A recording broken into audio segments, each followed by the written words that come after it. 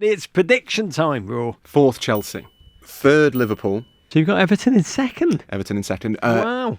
I'm genuinely torn on this one. I don't know which way it will go. Welcome to the second half of the big Premier League 2025-26 season preview. A season that begins with hope, ends in glory, not for you probably if you're listening to this, and crashes right into a World Cup across North America. I'm here with my friend in football, Rory Smith. Raw, at this point, football don't sleep and neither do we, right? It doesn't. This is very much the knees up Mother Brown version of this podcast, isn't it? We're going full on apples and pears, plates of meat, talking about the south of England. Oh my God, you had me at plates of meat, Raw. Before we get in there, I want to thank our friends at YETI who make, I've got to say, a lovely drinkware. I love that colour.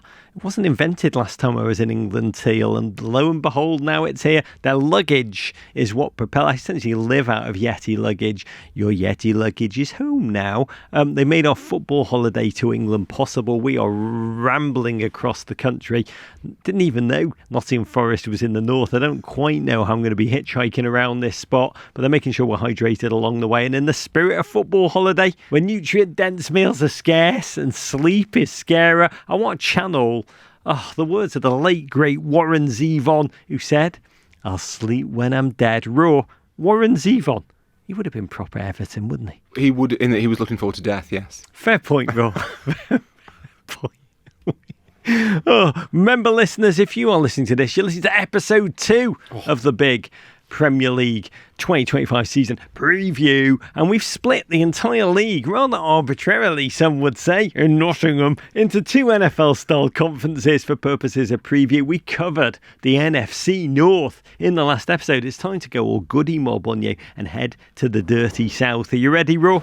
As ready as I can ever be to be in the south of England, yes. This is where we are, in beautiful King's Cross. So let's start with Arsenal Football Club. I've got to go there tomorrow, Raw, to interview Mikel Arteta. I mean, Arsenal are, I'd say, in American sports, there's very Buffalo Billy in that, you know, they aspire, they come close, they're always second. And tomorrow, Mikel, this is the 3rd year on the run. We have gone face to face, and he's talked with beauty and wisdom and insight as to how this campaign will be different for Arsenal Football Club. After 3 straight second place finishes, I honestly feel, I mean, I love speaking to him. He's an amazing man. His intensity is remarkable. I also feel a bit like I'm speaking to Sisyphus when, you know, he's at the bottom of the mountain, he's leaning against his rock, he's maybe having a Powerade before he goes again. I think, first of all, with Arsenal, you have to remember that coming second 3 times in a row is really hard. That is incredible, almost mate. An achievement in itself. The consistency, the way they've challenged first City, then Liverpool last season. They have been incredibly close. They are an incredibly good football team. They made the Champions League semi-finals last season. They gave PSG a really, really good game in the semis.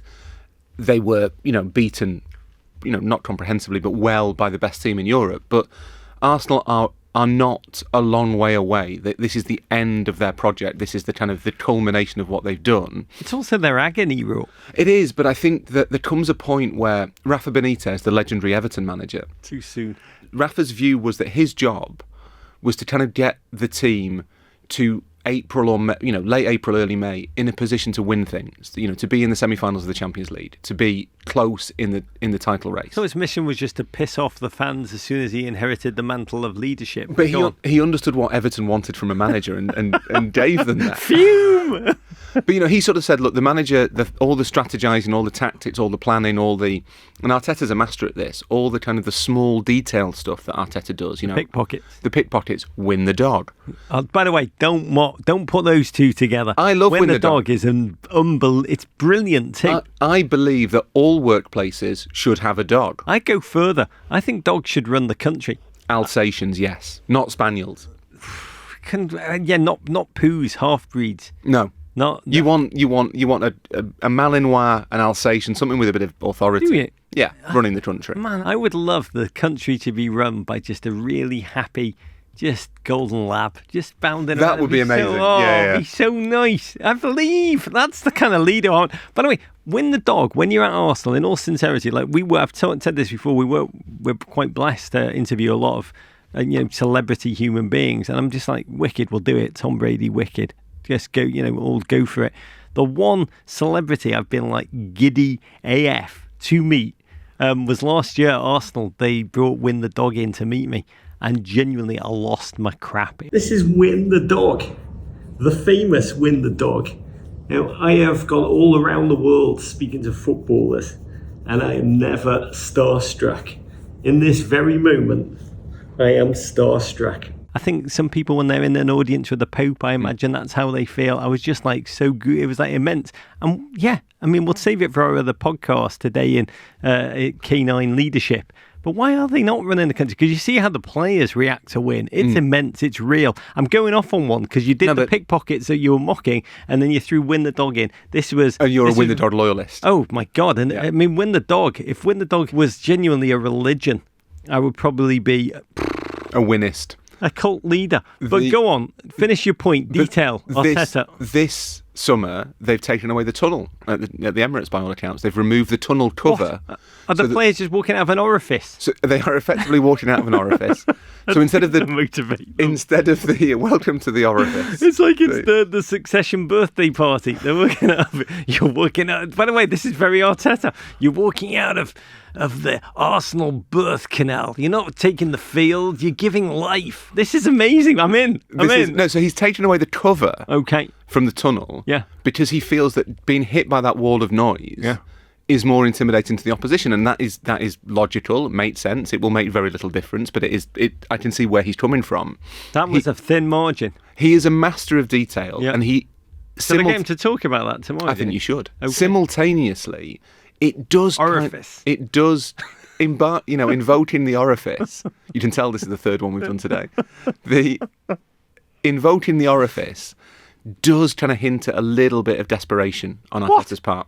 That he is seeking every possible advantage, which is really praiseworthy, but it shows how fine the margins are now between success and failure for Arsenal. I am asking him about that. That's the truth. He does say. I mean, don't use the word orifice. Which? Just don't use the word orifice. Well, I can't. I know now my way my brain works. I'm going to be there. Don't which word it. Well, not. And then orifice will be out there before I can remember that it's orifice. It will be out there when you start the sentence. Orifice. How do you think? Mikel Orifice, my guest today, Mikel Orifice. Oh my God, this is going to go so well. I do think he thinks, he's a man that broods, that analyses. There's a dark night quality to that man over the summer. I think it is like the minute margins in his mind, the red cards, the set piece play that missed by inches. Take every advantage you can, and this is what Rafa always said, that the manager, all the thinking, the planning, the strategizing, all that stuff, the tactics, they can get you into a position where you could win something. That was what he thought his job was. From that point on, what determines whether you will win anything, whether there's a trophy lift or not, is kind of luck. It's the red card that you don't deserve. It's the offside, the player who's an inch offside. It's the injury you get at the wrong time of the season. There are things you can't control as a manager. Arteta controls everything, and he's brought Arsenal to the point where they could win. They could easily win the Premier League this season. They could win the Champions League this season. They are in the conversation. It feels to me like it's partly the details and partly just a little bit of luck, to be honest, that's separating it. Yes, it could partly be the huge number of new wonders that have been brought in. By the way, part of the reason I think Rafa Benitez talk wound me up is that at the live Everton show we just did in Manhattan, at the post-show drinks, a lot of scousers who'd come over. One of them put their arm around me and go, "Rog, I love you." I said, "Thank you so much. I'm so happy that you're here." He goes, "You look like Rafa Benitez's stunt double low, mate." And it's like, just hounded me. I've just genuinely... That is not true. What? That is a man who does not know what people look like. Well, he looks like he could be my son. I don't know. It's one or the other. God, so much optimism, though, in terms of the new incoming. Yes, Arsenal continue their slightly surreal fetishisation of Chelsea players with question marks about them. Brought in Madueke, brought in set-piece goat from Brentford, Christian Norgard, who I think is going to be quite a force. But a player who I think is actually going to be one of the stars of the season, midfield destroyer, creator, Martin Zubimendi, midfielder who regains possession and then just makes it... I'm paraphrasing Johan Cruyff, he said football is a very simple game, but playing simple football is the hardest thing there is. And you watch this man just take possession and then survey the field, the passing, just utterly, consistently brilliant to free a Saka or an Ødegaard or a Martinelli or a Gyökeres, of whom we'll talk in a moment. I think the creative process that he's going to unfurl there is going to be so much more unpredictable. Arsenal was so predictable in attack for so much of last season. He single-handedly will change it all up. Yeah, one of the things that really cost them last season, I think, was that there were vast periods where they were reliant on Saka or Ødegaard. I think with Saka and Ødegaard, you're probably okay. One of those two will find a way through. When it's just one, it makes you a little bit easier to defend against. And Zubimendi should give them a third option, a third kind of creative route to go through. He will make a difference. And talking about options in a sign which I'm not a theologian, but I do believe, and if you are a theologian, please confirm or deny, is a harbinger of the apocalypse, like famine or plague or heavenly disturbances, whatever they are. Arsenal have only finally gone out and signed a number 9, a real striker. 27-year-old Victor Gyökeres scored 54 goals, I think, in 52 games, ...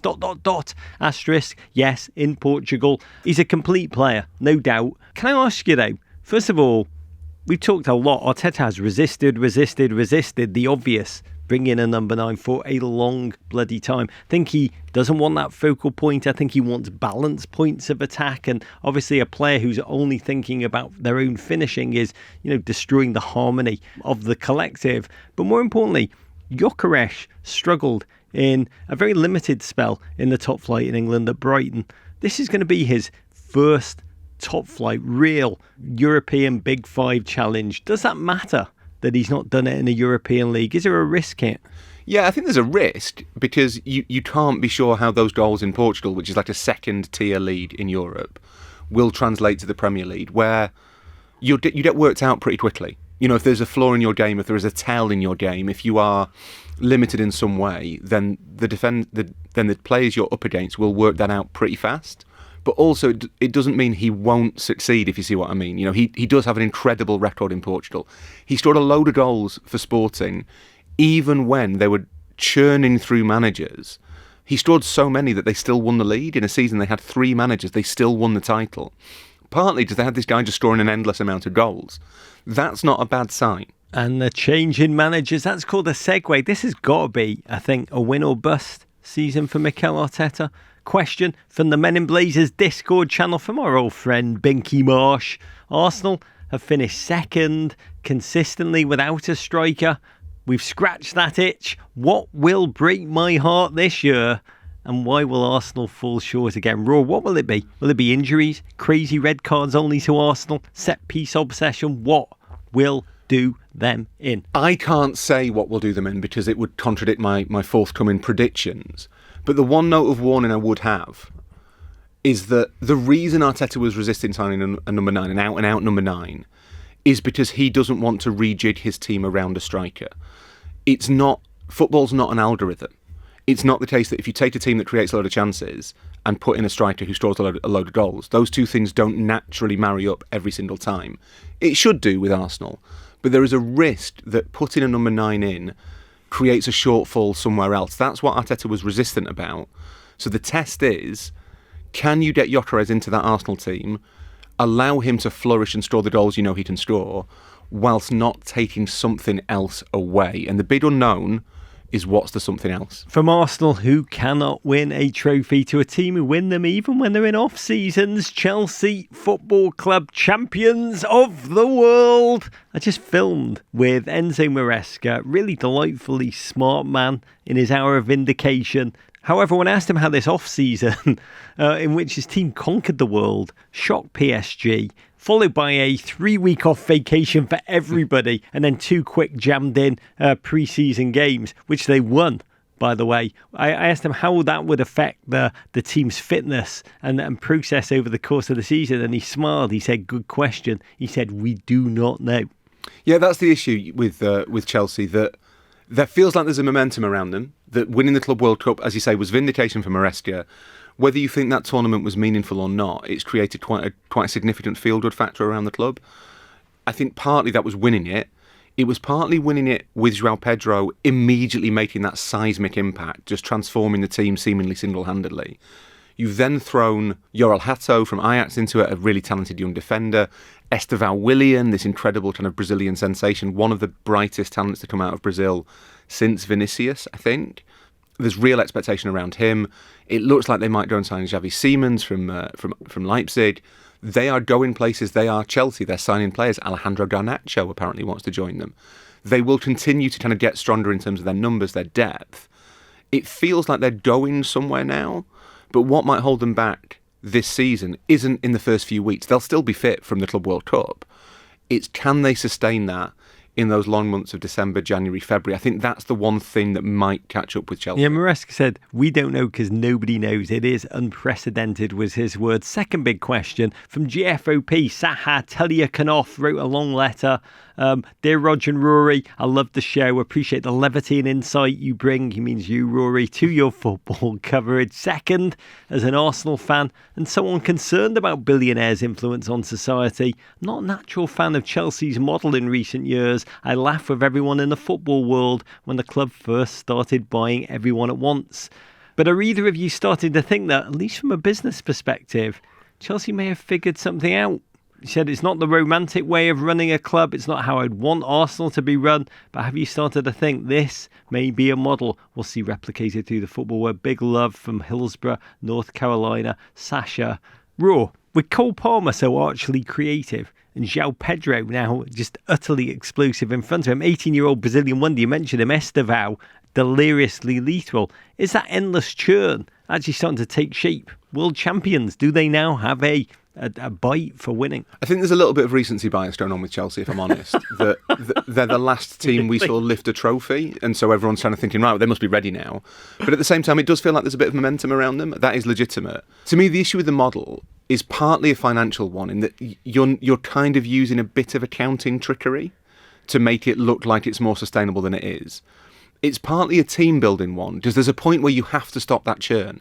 You have to say, Not we're going to have a summer without signing anybody, but maybe this summer we only signed 2 players, the 2 finishing pieces of the jigsaw. Just a Chiesa. Just a Chiesa. We're just buy a Chiesa. Just buy a song. By the way, that's the sign of impending glory, when you just, everything's perfect. All it needs is a little. It's the Salt Bay Chiesa thing. No, I think there's a point where you have to say, like, we can't be bringing in 5-6 players every summer, because that creates too much uncertainty, it creates too much newness, too much freshness. But my main objection to the model is the human side of it, which is you're treating these people as disposable, and I'm just really uncomfortable with it. They do seem to have finessed it sufficiently that it looks like each signing has a purpose. There's a stripe of Chelsea fan, Rog, who kind of brushes over the fact that a load of the signings were completely pointless, that they spent loads of money on players and they've just disappeared. Sometimes, like Christopher Nkunku, it's a little bit unfortunate because there's an injury at the wrong time. But a load of them, they just did them, didn't really play them, and then have sold them on. And that is Dewsbury Hall. Is not really how I think there's a point at which the transfer market is being used for things that it's not meant to be used for. From Chelsea, who win things, to Tottenham, who checks notes. Are your reigning Europa League champions?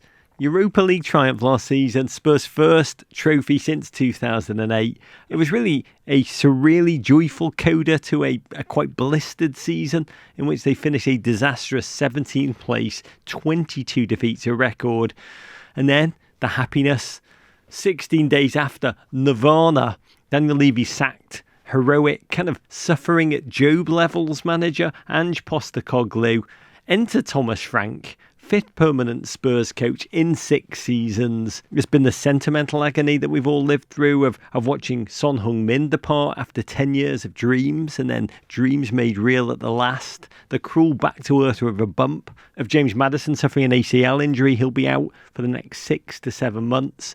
Spurs win percentage, just check it out, it drops precipitously without him in the side. But Mohamed Kudus is now a lily white, as is that smiter o' men, João Paulinho.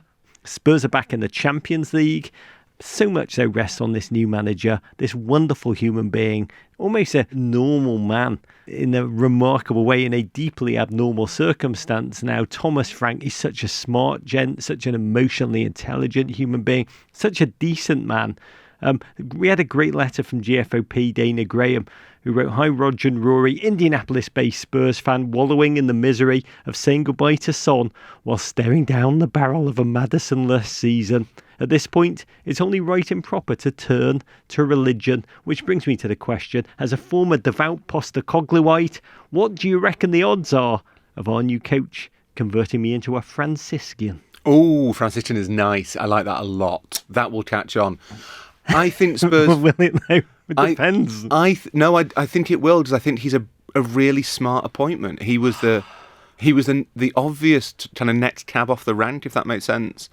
He'd proved his mettle at Brentford. He'd been there for years and years and years. He'd kind of turned them into a Premier League club. And when we talk about Brentford, we'll talk about the systems they have in place. Thomas Frank himself has already, in an interview, talked about how good the systems at Brentford were. He's a natural delegator. He knows what his strengths are. He knows what his weaknesses are. Strengths, partying. He's a Dane. He loves a party. Loves a party. Loves a party. Loves a very neat house. Pop, pop, pop. Without many material possessions. Loves a high tax rate. Loves a party. Yep, I'm in. He's Danish. I think he'll do really well. I think he's actually, of all those managers that Spurs have appointed since Pochettino, he's the one who gives me the strongest Pochettino vibes of that is a natural fit. I think Thomas Frank will do brilliantly at Tottenham. And by the way, listeners, he means Pochettino at Spurs. Yeah, not America Pochettino. Yeah, not a whole different person, but soon to be the same, I've no doubt. But basically a different guy. Yeah. But yeah, when Spurs appointed Pochettino, it felt, okay, he has done brilliantly at Southampton. That makes sense. This is the step up. It's the same for Thomas Frank. My worry for Tottenham is they came very close to signing Morgan Gibbs-White. From the outside, Rog, it looked a little bit like Morgan Gibbs-White wanted to play for Tottenham. Yeah. And then... With how little we know about football. Then, for some reason, Morgan Gibbs-White signed a new contract at Nottingham Forest. Yeah. I'm sure he's delighted about it. He looks very happy. But they obviously feel as though they were lacking kind of creativity, and then they've lost Maddison. That's not ideal. As we're recording, Rog, it looks like they might be exploring a deal, according to your friend Fabrizio Romano, for Savinho, the Manchester City winger, which I think would be a really important signing given the loss of Son. But you still look at that side and think, okay, there are areas that they have to improve. They need to have quite a big August, I think, in terms of recruitment. But I have no doubt that Frank... I don't think Spurs fans, come December, will be missing Ange Postecoglou. That's my prediction. God, it is fascinating. By the way, Thomas Frank, just get Ivan Toney, Neil Maupay and Ollie Watkins. Get them all back. Get the band back together, lads. That's what...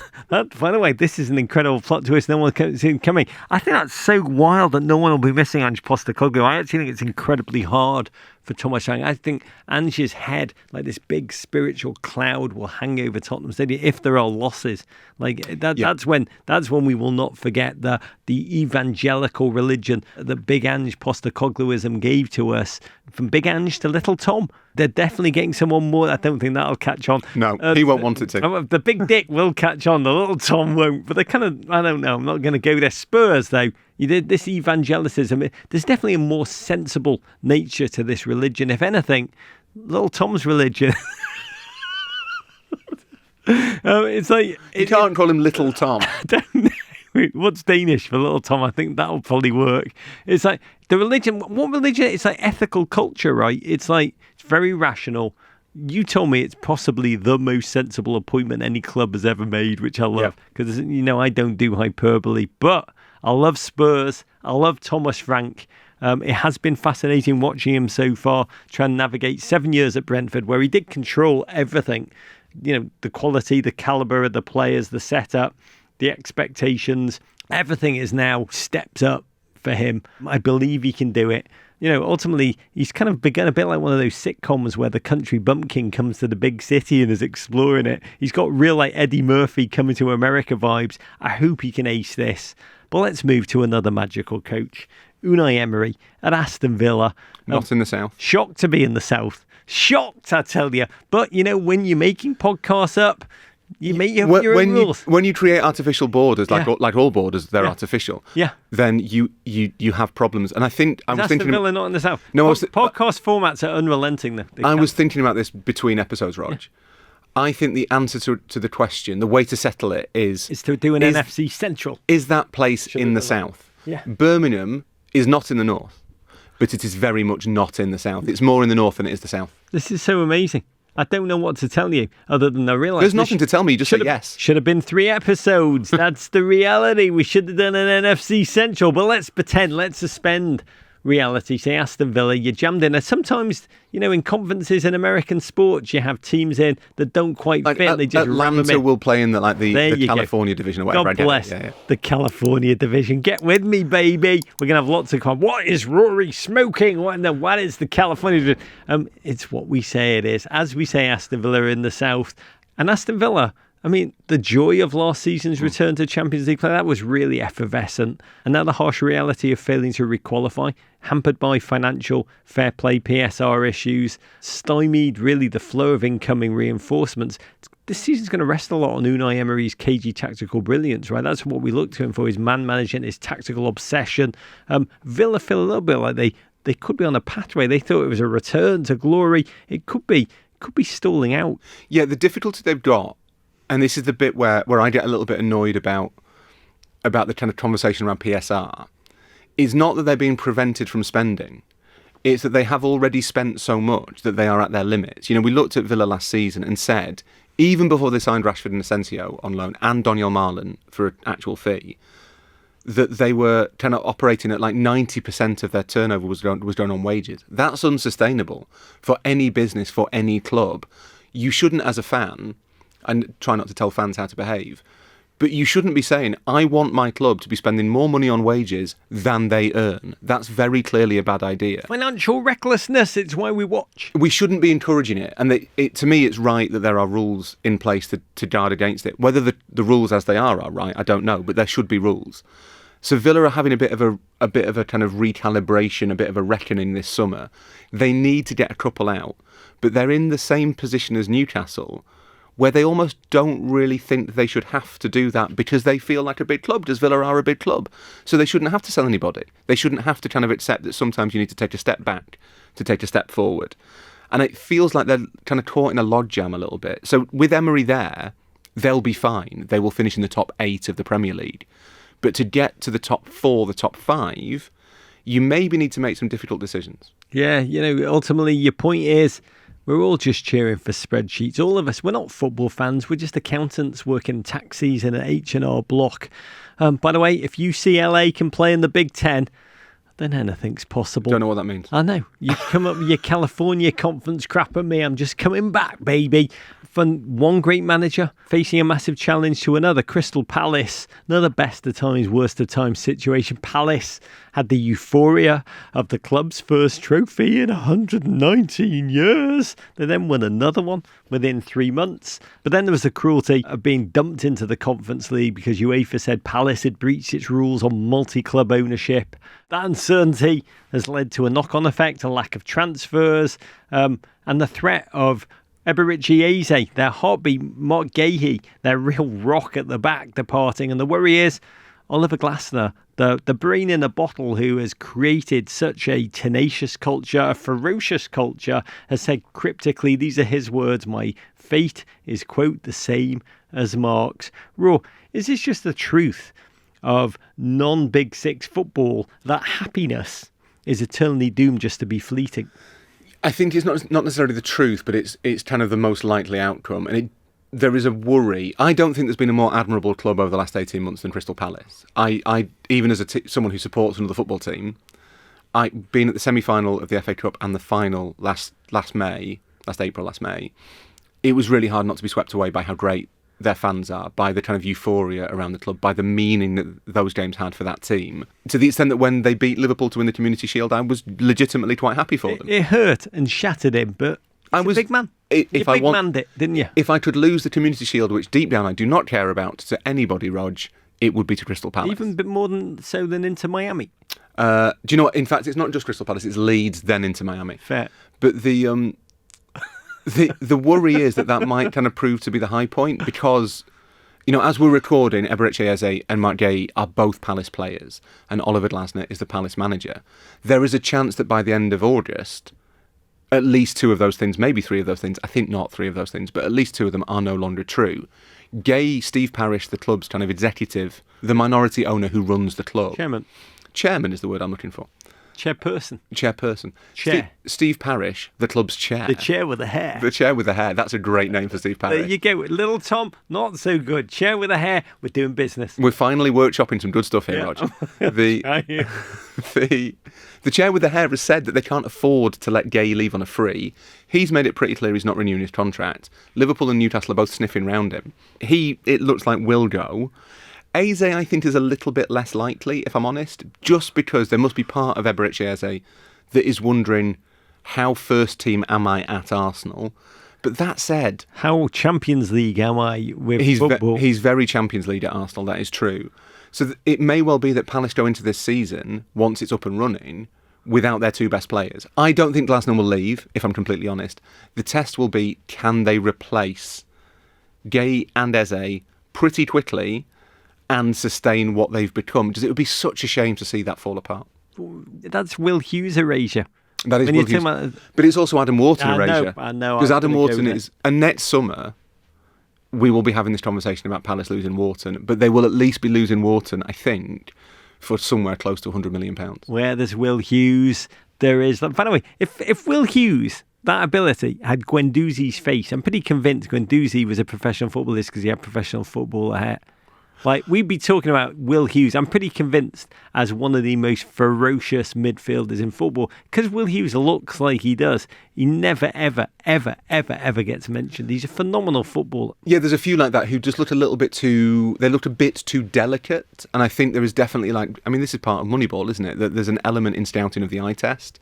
And I think to a lot of scouts, Will Hughes looks a little bit like an elfin prince. Yeah. Will Hughes is like in the Stephen Naismith category. What you can't see, you can't defend, the cloak of invisibility, that kind of very, very, very light skin translucence. You know, Guendouzi, you bounce around, you're seeing the hair, you're in the rhythm, you're feeling the vibe. He's crap at football. But like Will Hughes, because he looks like he does, like Stephen Naismith's son, we're like, yeah, never get to mention. I think we've talked more about Will Hughes in the past 5 minutes than most season previews will mention Will Hughes. And he's a phenomenal footballer. I think there is a point, though, where you have to, as a club, decide, is it suitable for this person to be outdoors in the sunshine? And...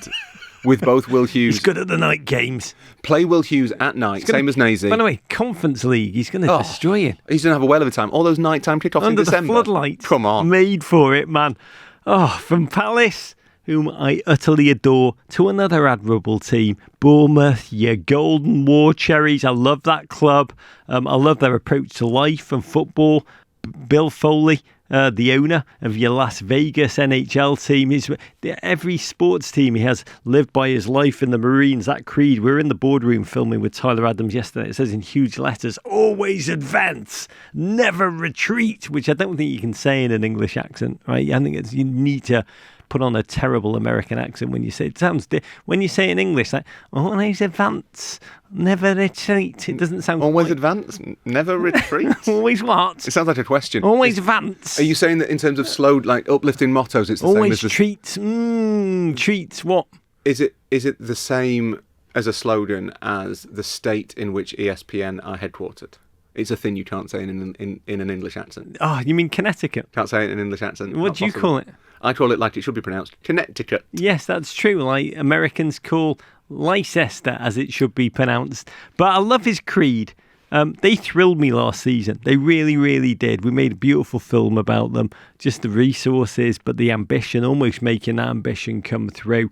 This season, it's been a bit like watching the good Southampton team of like the 2015s just be stripped for, or a great Dortmund team of yore be stripped for parts. Bigger teams just been saying, get that down the food chain. That chill guy, Dean Howson, 68 million to Real Madrid. Milos Kerkez, Liverpool, what was it, like $55 million? Zabani set to leave for PSG. Kepa gone to Arsenal. Bournemouth, yes, off their highest ever points total, 9th place finish, and that ties a club record. I was there yesterday with Tyler. I just say there's a lot of uncertainty around the club. Andoni Iraola, their Murakami quoting coach, I love that man too. He's got 1 year left on his contract. They lost Solanke the year before and kept on rolling. Is it a year of deflation, or is it like in recruitment we trust? That's the big test, because they've recruited brilliantly for the last couple of years, Bournemouth, and it meant that they could weather the loss of Solanke basically pretty easily without really noticing. They got £60 million, $80 million, something like that, and just kind of kept on bouncing. It's a bit different when you lose your entire defence. If we're all completely honest, that's not great. That it's the middle of August, the season starts in a few days, and they have lost their entire defence. They are at Liverpool on the opening day on Friday night. I am pretty sure that the Bournemouth we see that night will be what we get from Bournemouth this year. They will be dangerous going forward because most of the attack is still in place. But I think that losing Zabani potentially, definitely losing Hyson, definitely losing Gyökeres, that will take them some time to recover from. It's a real test of their recruitment, which has been good. But kind of, you're trying to capture lightning in a bottle twice, and that's hard. Oh, another team in that Premier League, supposedly vaunted middle class, Fulham. Really frustrating off-season of inactivity. Little in terms of big change. From our Discord channel, Raw, a question from T. Cook. Rory, what's the sense of Marco Silva as a manager right now in Europe? Fulham seemingly stagnant in the summer transfer market, aside from fending off challenges for Tete and Muniz. It seems like his fast car ambition may be hitting Khan's mustachioed wall of reality. I don't know what that is, but I love it. Of all the assets, I dread losing to another club right now. The departure of his stable leadership and tactical prowess may be the one I fear the most. Yeah, with good reason. I think that Silva has completely rehabilitated whatever reputational damage he suffered from Everton. It shouldn't have been very much, because I'm still a bit baffled by why Everton sacked him. It still seems a bit weird. I was going to say, Fulham, don't worry, you can survive. Is there life after love? There is. We're doing all right without him. Sort of, but I don't really get why he got sacked. But anyway, that's a different matter. Because we hate ourselves. Come on. We can't have nice things. Not about us. Fulham. As long as Silva's there, Fulham will be fine. And I suspect that the thing that's keeping Silva there is that he's kind of having it's very quiet success, isn't it? It's not showy success. It's not the sort of success that gets people really sort of het up and think, oh, I've got to have that guy, I've got to have that manager. It's the quiet success of competence and adequacy. Fulham will not get relegated. Is he a technocrat? He's kind of like... he reminds me of... I've never quite understood what a technocrat is, but is he one? He reminds me a little bit of like Romano Prodi, who was Prime Minister of Italy. Yeah. He was like the boring Prime Minister of Italy. Yeah. And they'd had like 10 Prime Ministers in 3 months, and they were like, let's give this job to the most boring man we can find. Yeah. And he was just really good at it. And then for a while, the Italians stopped changing government. And you were like, this Romano Prodi's not very exciting, is he? But he was really good at his job. That's Marco Silva. God, it's so amazing. The way you've just defined it, it's only the vast enjoyment he derives from all the talk of the possibility of him leaving that's keeping him in the job. I don't know where Silva would go. He could be a hugely successful manager at any big club. Be like Moyes, come back to Everton, Marco. He might. He'll be drawn back by the big dick at some point. Yeah. But that's on negotiating point. They'll get guys. Everton will get a new stadium. BDE. And suddenly all these managers who failed at Goodison will be like, I think I can have a go at Everton now they're in a nice stadium. Yeah. Silva will... Where we're going, Rafa Benitez coming back. Just doesn't churning want some through big dick them. energy. I'm in! Silva isn't... When the big jobs come up, Silva will always be on the list. But I suspect he will never quite get the job, which will leave him at Fulham, which, ironically, makes Fulham... Stasis, but a quite happy form of stasis, because they will be top half of the Premier League stasis. I love it. By the way, I'm pretty sure that's the Jack Grealish negotiation again. We're all trying to wonder how we got him on loan. It's just like big dick energy. Do you want some? Do you think where do I sign? Do you think it's like the Everton, like the PowerPoint they do? It's like him. There's like a slide. It's like David Moyes, our manager. Yeah. Here's the squad. Here are your teammates. Here are the new signings. Yeah. And then there's just one slide that's just captioned big dick energy. Yeah, BDE. Yeah. Yeah, it's like hymns. It's like, Viagra. I'm in. West Ham, another club. Slightly in stasis. Pretty fascinating moment. Graham Potter's had a full pre-season to embed his hopefully redemptive ideas. Jared Bowen is an undoubted flashing knife. Almost. I mean, a little bit of the Will Hugheses for him. I mean, he's definitely risen higher. Herefordshire farmer though, so tough. But gritty. again, add Guendouzi here. This is the new if I were in recruitment and data, when I did my provings, I'd say add Guendouzi here to Jared Bowen. Boom, that would be how I'd close the deal. That's quite a good test. Yeah. Does he look like, does it pass the salt test with added Guendouzi here? That's how you find stealth. Would we like him more if he had better hair? Yeah. I mean, by the way, talking about that, Nicholas Fulkrug is looking destructive and Paqueta is off his spot betting charges. What's the point of West Ham, though, was the major question we had in our Discord, in our West Ham section of Discord, at Hogthrob. When it comes to West Ham, just what are we even doing, Raw, is the question. Well, having Paqueta back and kind of fully focused, I think that's a massive advantage. Just he's a top six player. The problem for West Ham is that quite a lot of teams in that kind of lower middle class of the Premier League have got one or two top six players, and West Ham have just one. They have Paqueta and that's it. So yeah, I think there is a real danger of drift because they don't seem to be going anywhere. I like Graham Potter as a manager. I like him as a human being. He's a nice man. He has some good ideas. He will play controlled, intelligent football. Maybe not the most exciting all of the time, but he's a safe pair of hands by any kind of nature of that definition. But the problem is, it does feel as though there is no real purpose to the club, and that can be quite dangerous, Rog. Yeah, God, it just takes a tiny change to West Ham to change everything. More orifices. Why does no other club have a win the dog? ... Let's round all this off by heading deep into the bees. First, Brighton. Fabian Hurtzler's difficult second album of a season. I think Gent is now like 32 and a half, so he's just gone through puberty. Seagull scored for fun last season under him. They also conceded a crap load if they're going to return to Europe, which is what I think they aspire to do. Going to have to overcome the loss up front of João Pedro. Latest incoming big signing, high hope, 18-year-old Greek youngster Charalampos Kostoulas Yasu. Keeping Karo Mitoma, I would say, is probably better than any new signing, but Brighton's model seems to be pretty well selling everything they can onto Chelsea. Todd Bowley's brought over $400 million worth of Brighton talent since he came in. I did love the Brighton CEO, Paul Barber, who's been on this show, and if you are fascinated by well-run clubs, listen to that interview. He's brilliant. He said this week, as I've said many times, Chelsea are my best customer. We wish Xiao well, and you know, Chelsea have got loyalty points to make because they keep coming back raw. But there's got to be more of a point to a club than just selling on to Chelsea, doesn't it? But the thing with Brighton is they just keep repeating the trick. It's an amazing thing. My temptation is to say, OK, Hurtzler is a year older, a year wiser. He was a real risk when they brought him in and it paid off. He took to Premier League management relatively easily. And that was a really brave decision from Brighton, a club that have made a lot of brave decisions. But received wisdom is that he was too young to be a Premier League manager. Turns out that was wrong. He's really good. He will improve this season. I think that's probably fair to at least kind of believe that he will get better. But you look at the squad and you think, well, they might yet lose Baleba to Manchester United. João Pedro's gone. They can't keep doing it. They can't keep finding replacements for these players. But they do. So this sounds kind of almost damning with faint praise. Brighton will do what Brighton do. They will have spells where they are excellent and they win lots of games.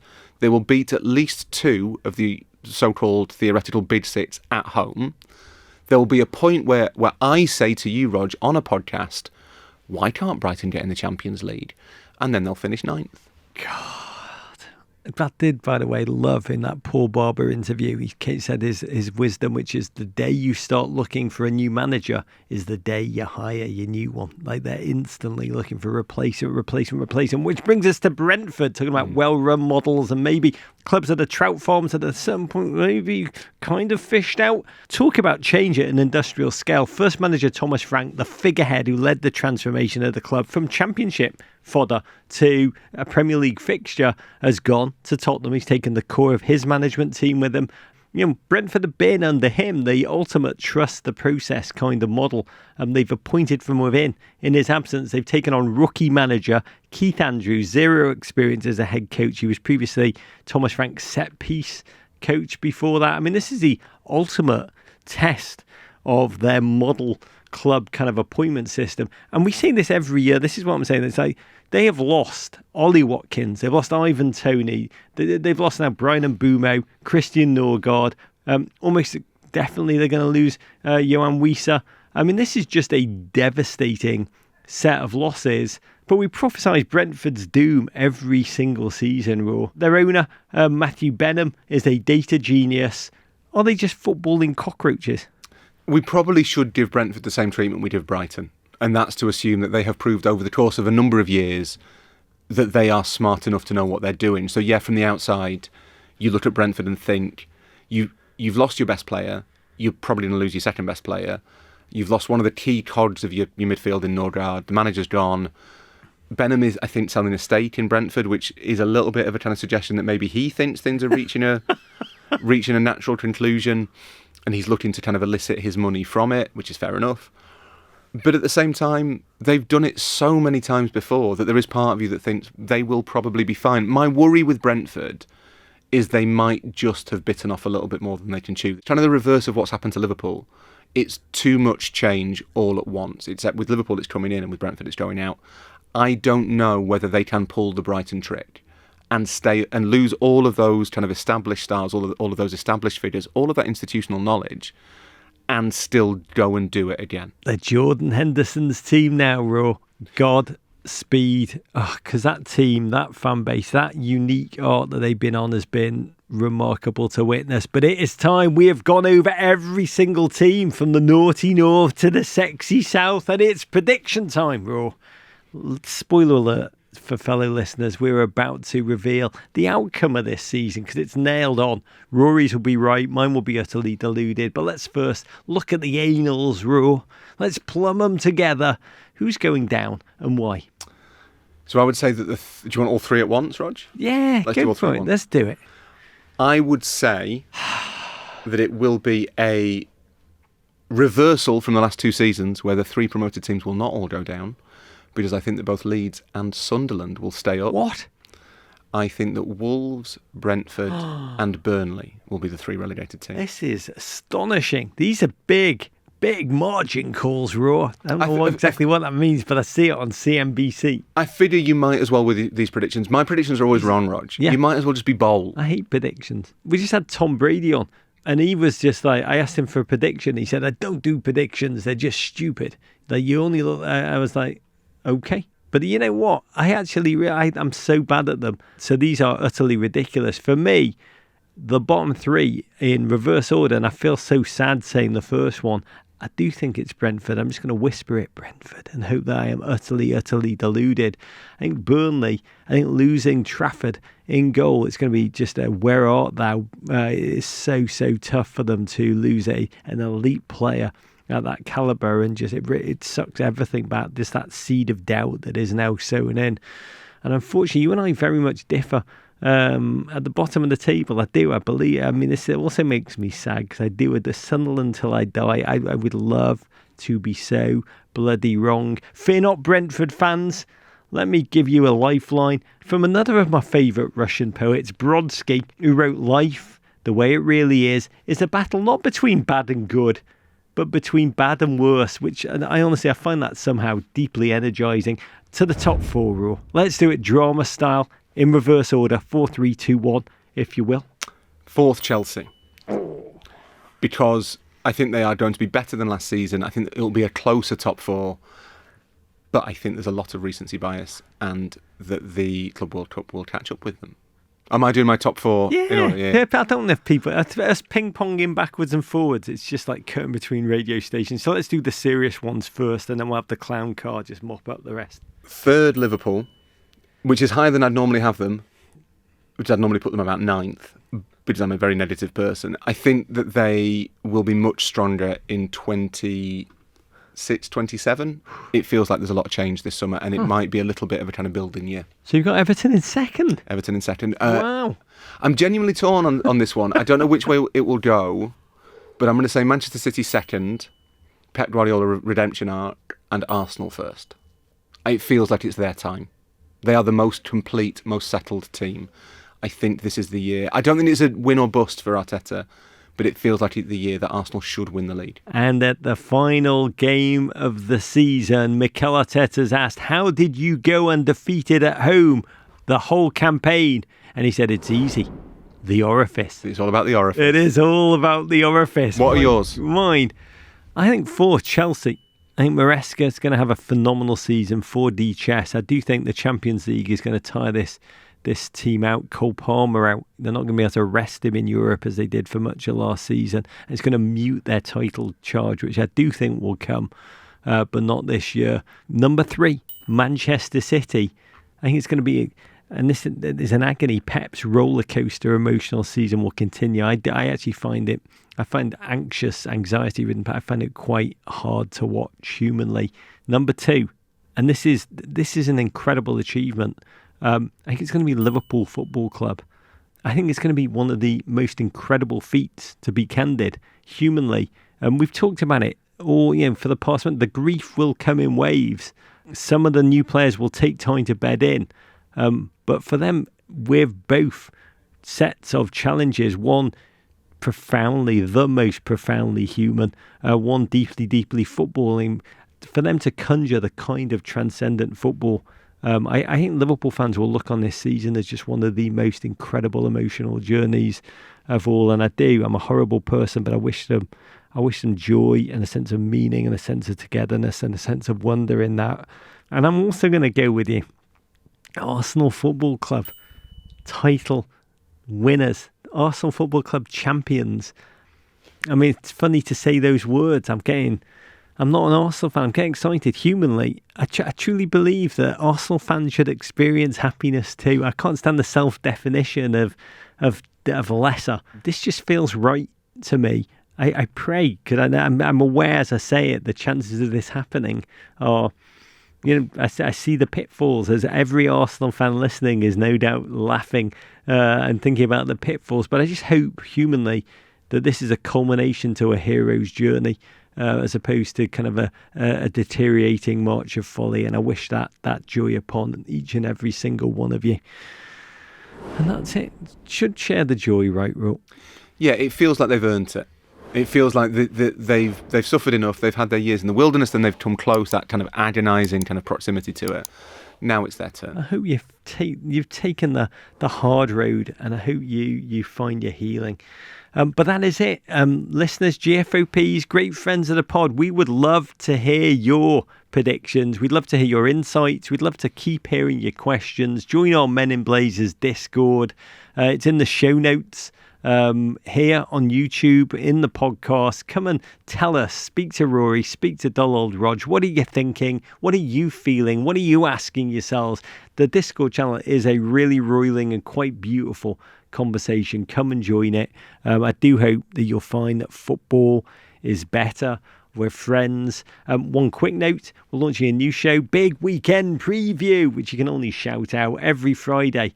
You can video yourself asking your best question about the weekend's football to come. Send it in to us. We'll answer as many as we possibly can on Friday's show now. There's an upload link that makes it simple all over our social media. You can always send in an email at meninblazers@gmail.com with your video, old school style. Thanks again to YETI for making Men in Blazers Football Holiday and this in-person tapings possible. I've enjoyed every single second with you, Ro. It's been wonderful. It's really sunny outside, which is rare for England, Rog.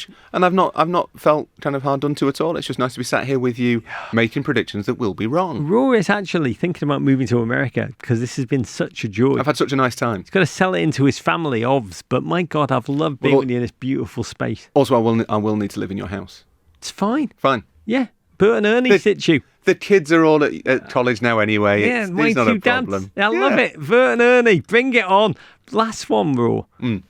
What is one thing we've not mentioned that you're most looking forward to about this season ahead? What I'm looking forward to about the season ahead is there will be a song. There will be a song that is not currently a chant. That will become a chant. It might be Waka Waka. It might be... Currently a chant, but previously not a chant. Yeah. Adopted by English football. It might be Sway, which, the Chiesa song, which became the anthem at Liverpool towards the end of last season. One will be started somewhere, and it will catch on, and it will get stuck in my head, and that is when I know the season is fully upon us. God, I'm pretty sure it'll happen at the Big Dick, and it will be Johnny Cash's Hurt. They'll somehow turn that into a dirge-like song. Oh, wonder. It will be happening. Listen, we have this season together. We are going to share it together. Let's savour every second. Let's not take a second of watching football together for granted. This is Rog saying let's make great memories together. Big love. Courage.